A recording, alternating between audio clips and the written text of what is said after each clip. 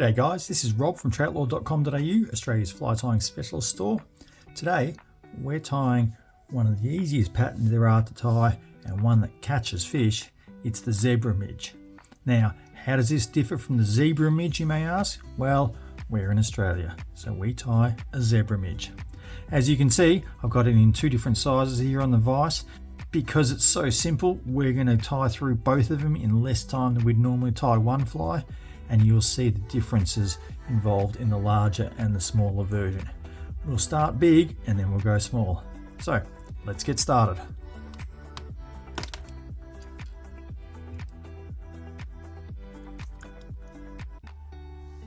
To begin with, we are coming in with a Goulburn steel 3051 classic grub hook in a size 10 just behind the bead, and build a little bit of a thread down there just to stop that bead from moving around, and then we're going to wrap down the hook shank only about halfway at this stage and trim that off.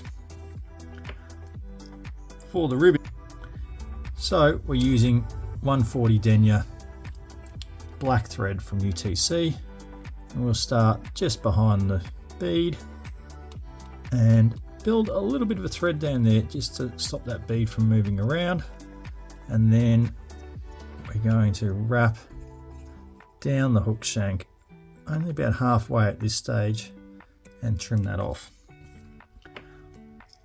For the ribbing, we are using silver wire from Veniard.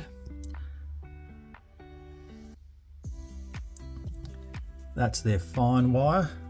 We're going to take a piece of that, capture it on the near side, and because we've only wrapped halfway down, we'll now wrap back up over those existing wraps, capturing that wire on the near side of the hook shank.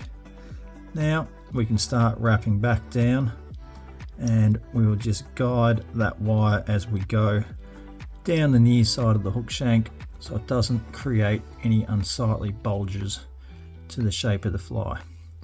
Once we get down towards the bend, we're now going to start wrapping our way back up. We want to build a taper to this body, which is why we're using the thicker thread. So we'll wrap all the way to the top, then start wrapping back down again, and we'll stop just short, about 2 mils from the rear of the fly. Then we'll wrap back up to the top again, then we wrap back down. This time we'll stop about 4 mils from the back of the fly, and then wrap back up, and then we wrap back down, each time stopping a little bit shorter, back to the top, back down again. And as you can see, by doing this, we're building a taper as we go. Then we'll finish with our thread in behind the bead like so. It's time to wrap our wire. We're just going to make evenly spaced wraps up the body, and this is where it gets the name Zebra Midge from, obviously. The black and white stripes that appear when we wrap the silver wire over the black thread. It's designed to imitate a small midge, but as we all know, midge can be quite large. That's why we're tying it in this size 10.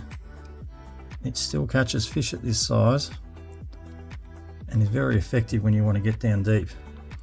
Now that wire is up to the top, we're going to wrap once behind, once in front, and then once, twice around the wire, and once in front again. That'll allow us to helicopter that wire off without it sliding up or down the hook shank. 1 or 2 wraps just to cover over the end of that, and in we come with our whip finisher with a couple of 2 or 3 turn whip finishers, making sure that we don't whip finish over that last wire wrap and ruin the effect. Once that's done, a little bit of our favourite head cement, just a tiny little drop of that on the end of our bodkin, and that can go in just behind the bead to secure that thread so it doesn't come undone. And there you have it. That's our size 10, rather large Zebra Midge. Now we'll come in with our size 16 3051 classic grub, and for this one we're using a brass bead in the nickel color, so it's not quite as flashy as what you get from the chrome. It's got a little bit of a yellow tinge to it. Because we're going much smaller, we're going smaller on the thread as well. We are using the Flysmith 52 denier nylon for this one. It's a very fine thread, very easy to work with. One that we now stock in the shop, and one that, although is incredibly fine, is also incredibly strong for the diameter. So just like we did with the last one, we're going to trim down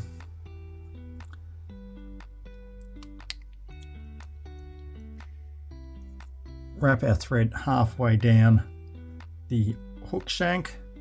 We will come in with our Veniard wire in silver again and capture that on the near side of the hook and wrap back up to the eye. Then we'll start wrapping down, guiding it around the hook bend as we go. As you can see, I just caught the thread on the point of the hook there, and a few straggly bits came out. That's all right, we will wrap over them. The thread didn't break, which is a great advertisement for this Flysmith thread. A lot of the time these very fine nylons would just pop the second you touched that hook point. Not in this case. So back and forth we go, building up that taper. Obviously we don't have to go up and down as much because of the size, but we are using a finer thread, so it balances out and still creates a fair few wraps that need to be done just to get that shape right. We want this to come up and build up behind that bead so that it's not overly outside the realms of that taper. Once that's done, we take the wire and start making evenly spaced wraps up that body to again create those zebra stripes. We'll just space them a little bit more as we get up, and then finish with one right in behind the bead, one wrap in front, one behind, one in front, and two around. That will allow us to helicopter that out, and a couple of wraps in just to capture off that tag end of the wire, and then we can come in and a couple of 2 or 3 turn whip finishes just to lock that in place.